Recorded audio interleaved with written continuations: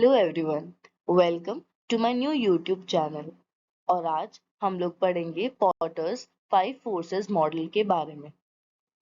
Potter's 5 forces model एक ऐसा tool है जो कंपनीज यूज करती हैं for their competitive position analysis.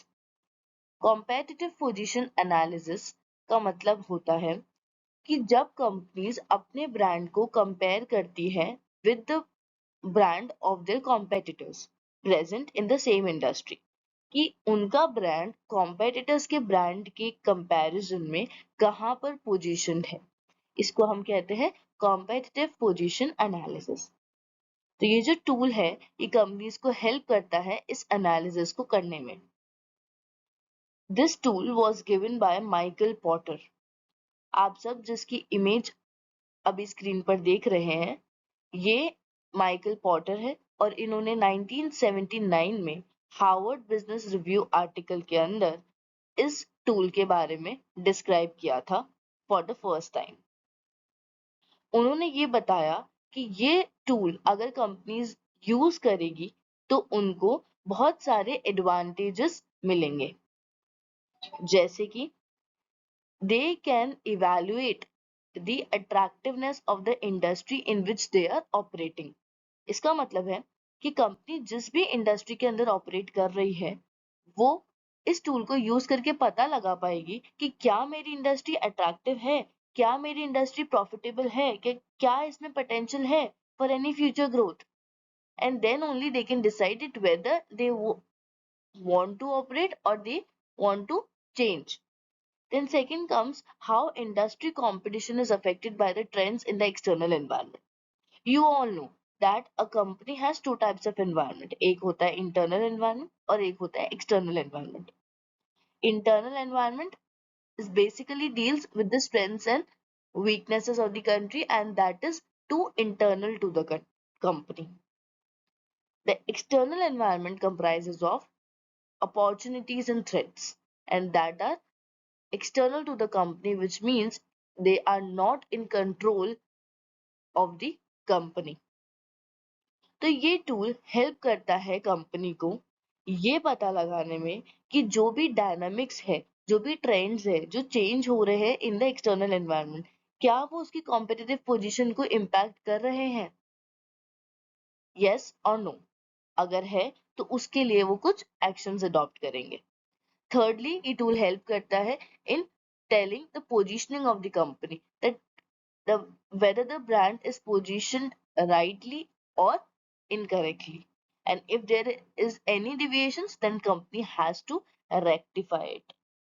The last but not the least, it also tells about that the company should compete in which industry। It gives the company an idea that which industry will be beneficial for that company to get operated।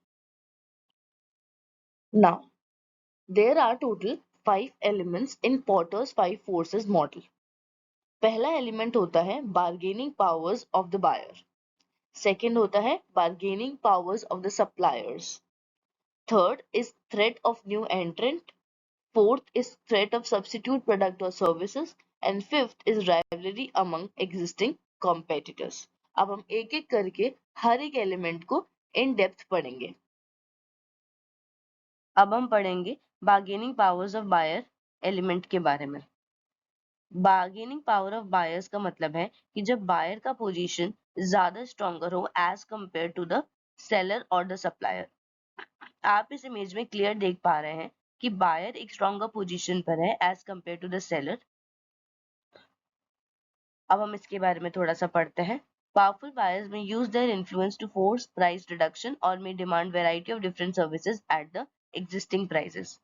जब भी buyer एक stronger position पे होगा तो वो demand कर सकता है अपनी लेवल पे प्राइसेस और terms and condition from the seller, और इस पोजीशन पे सेलर को मीट करनी पड़ती है बायर की डिमांड्स को, नहीं तो सेलर को लॉस फेस करना पड़ता है।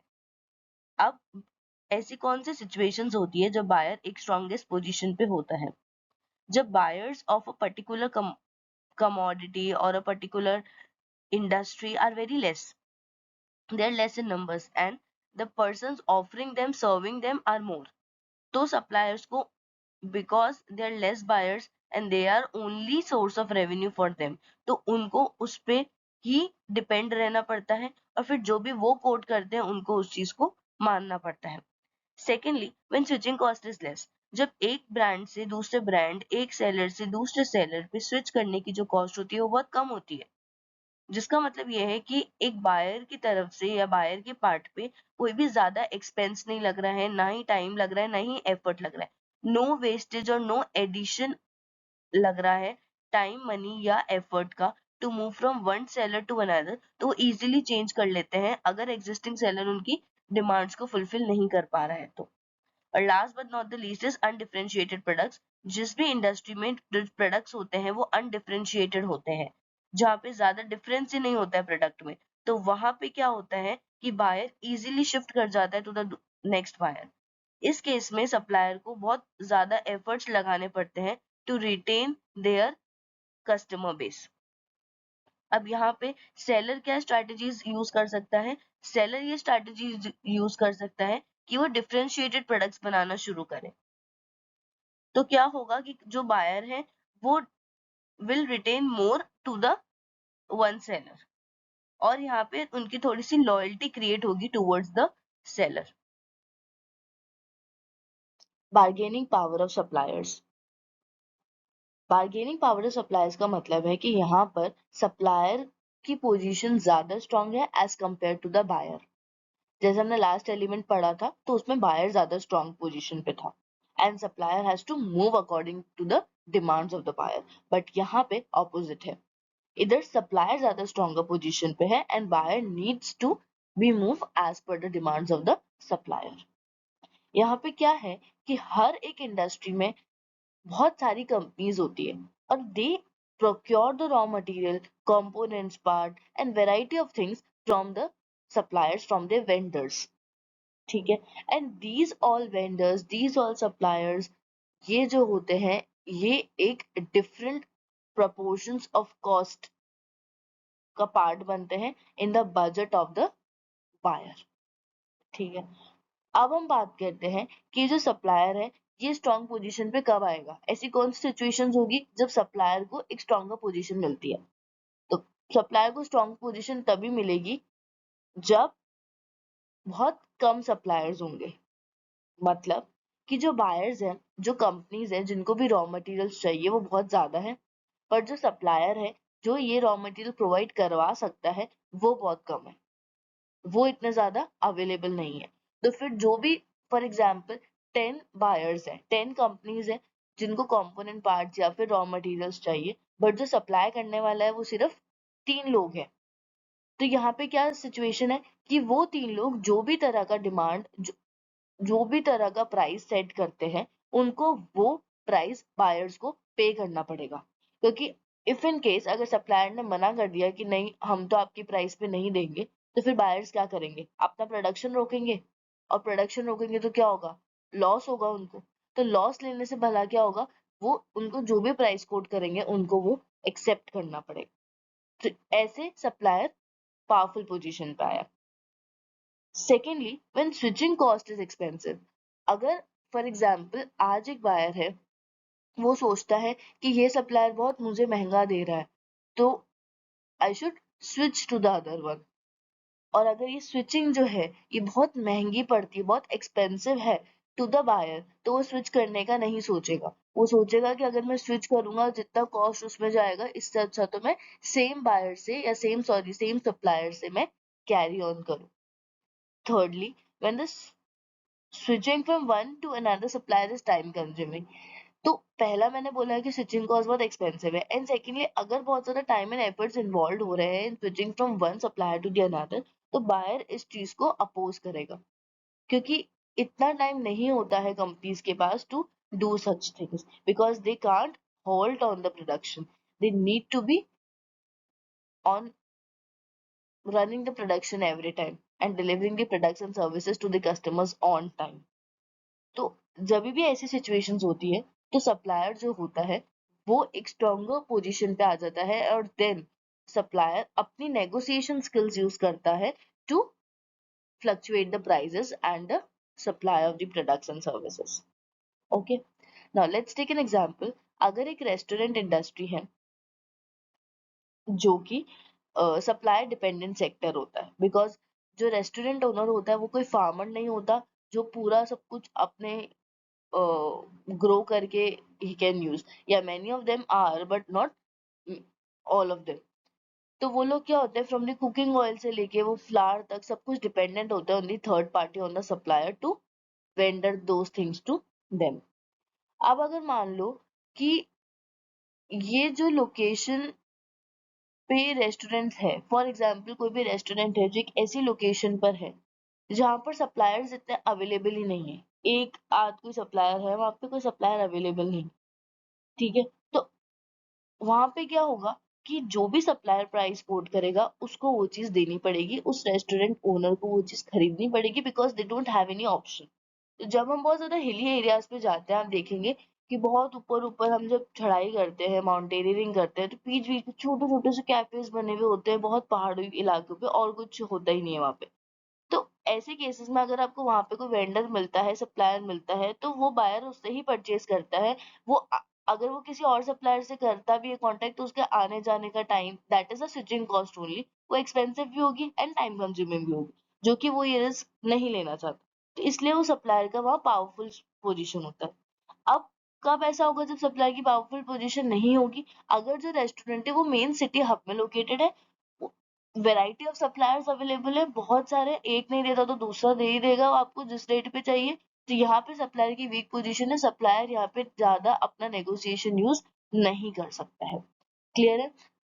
Let's move on to the next element. Now we will talk about threat of the new entrance. अब इससे समझ क्या आता है टाइटल से? इस टाइटल से ये समझ आता है कि किसी भी इंडस्ट्री में जो एग्जिस्टिंग प्लेयर्स तो है वो है, बट अब क्या हो रहा है, कोई एक नया प्लेयर एंट्री मार रहा है, कोई एक नई कंपनी मार्केट में इंडस्ट्री में आ रही है, और वो क्या करेगी, वो सीधा सीधा कंपटीशन देगी टू द एग्जिस्टिंग प्लेयर्स। ठीक है। अब ये सब कैसे होता है वो हम पढ़ते हैं। The threat to the new entrants in any industry may puts a pressure on the existing players of an industry to lower down the prices or put more efforts to retain their customers. तो यहाँ पे क्या होता है कि जो भी नया एंट्रेंट आता है उसके पास एक नई कैपेसिटी होती है टू प्रोड्यूस। ठीक है।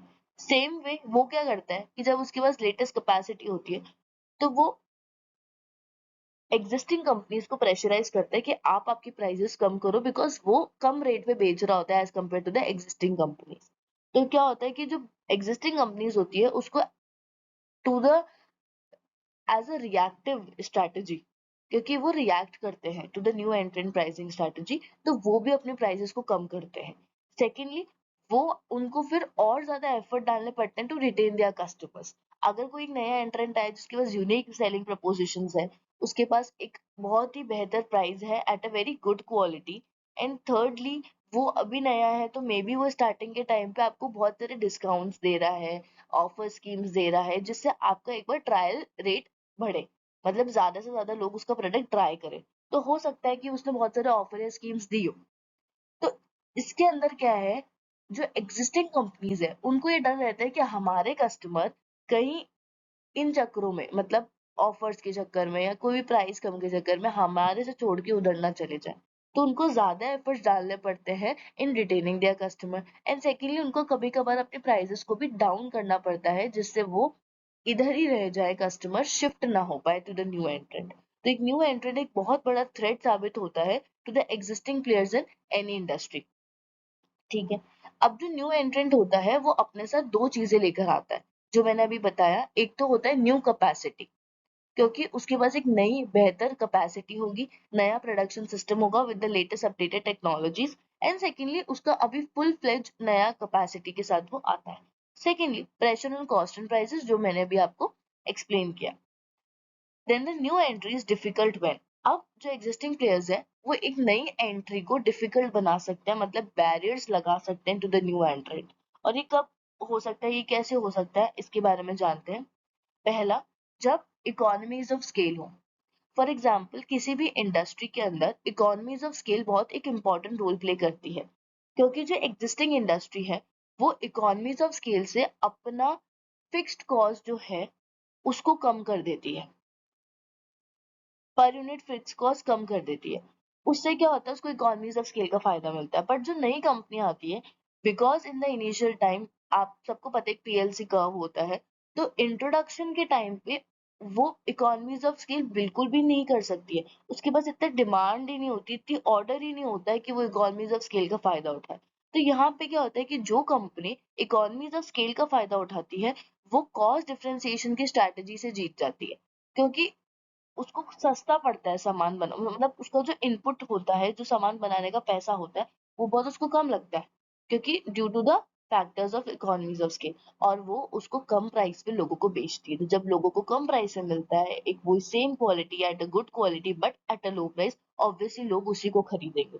ठीक है, तो ये एक बहुत बड़ा फैक्टर साबित होता है as a barrier to the new entrant. Second, इसका एक और बैरियर होता है huge of building brand awareness. आज एक कोई भी इंडस्ट्री ले लो, उसमें एक अच्छा खासा ब्रांड सेट है, उसका बहुत अच्छा नाम है, उसका ब्रांड लोगों को जानते हैं, अवेयर है वो उस बारे में। और अभी कोई एकदम से नया ब्रांड आ जाए, वो उसको जानते ही नहीं होंगे, तो वो क्यों उसका प्रोडक्ट खरीदेंगे। तो एक गुडविल यहाँ पे बहुत इंपॉर्टेंट रोल प्ले करती है किसी भी उसमें। आपने आइडा मॉडल पढ़ा होगा, तो गुडविल क्या है, गुडविल एक आपका एक वैल्यूएबल रेयर रिसोर्स है, जो कि इजीली कोई भी कॉपी नहीं कर सकता है।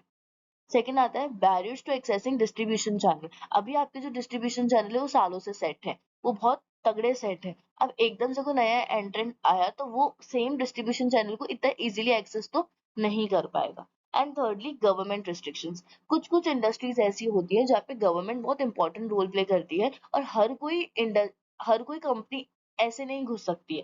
They need to follow some legal restrictions and norms. अगर वो उन सबको फुलफिल करती है, तो ही वो उस इंडस्ट्री का पार्ट बन सकती है।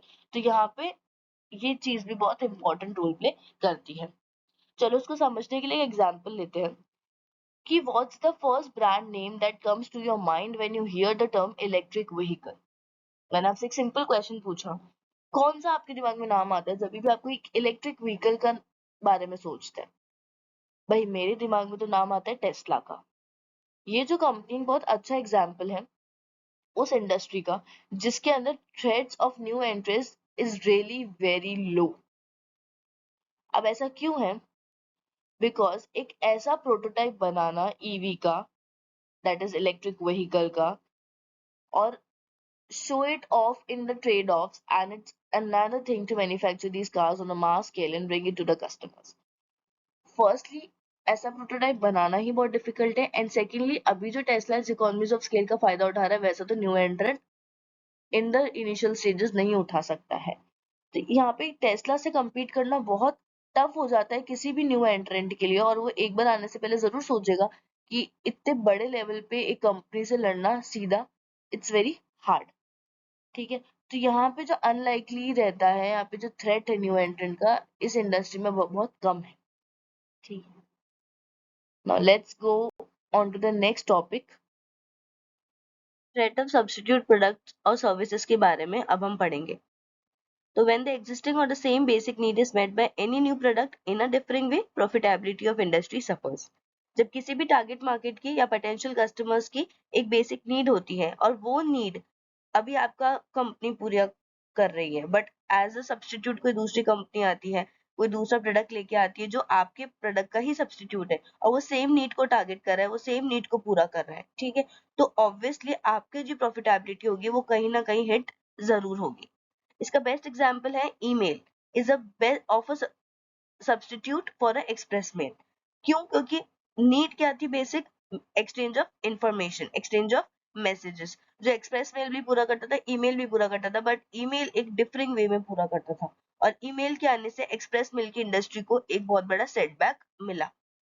अब ये जो थ्रेट होता है सब्स्टिट्यूट, ये हाई कब होता है? ये हाई तब होता है जब कोई भी ऐसा सब्स्टिट्यूट आता है जो कि अट्रैक्टिव होता है in terms of its price and performance. Performance अच्छी दे रहा है at right price, at lower price as compare to the existing.